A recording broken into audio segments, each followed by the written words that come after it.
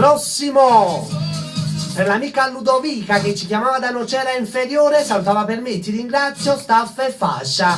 Infatti ne approfitto su questa canzone per salutare lo staff di Cantiamo Napoli, per l'amico Alfonso Criscuolo, per lo stesso artista, ancora per l'amico Giampi, nonché da parte del nostro artista che sta qua con me, l'amico Sasà Giordano, saluta per tutto lo staff di Cantiamo Napoli, Ciao Alfonso! Enzo Criscuolo con Fotomodelle Napoli, vai!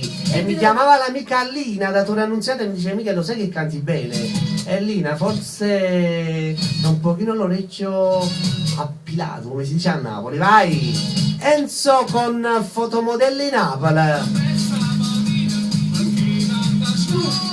Bene, tipo vieni a Napoli, faccio il fisso, ma ci finisco. Poi si faccia per buttare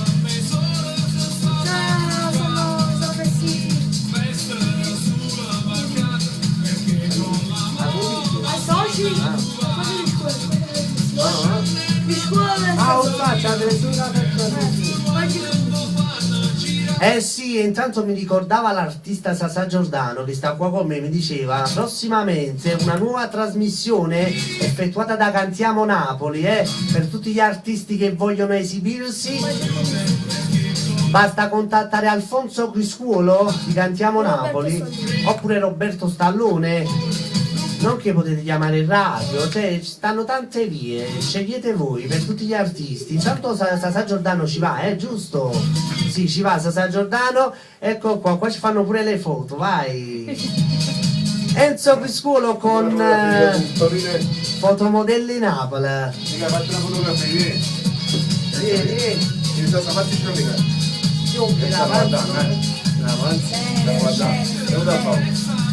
faccio un'altra. Ma chi è che tu vuoi? No, ne ho fatto due per così. E ti ho preso la vediamo. E sono grosso qua. Sono grosso, che già siamo qua. E voglio aspettare.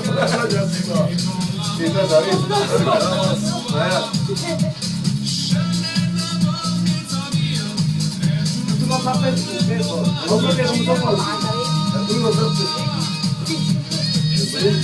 No, lui ci vede. L'ho trasformato.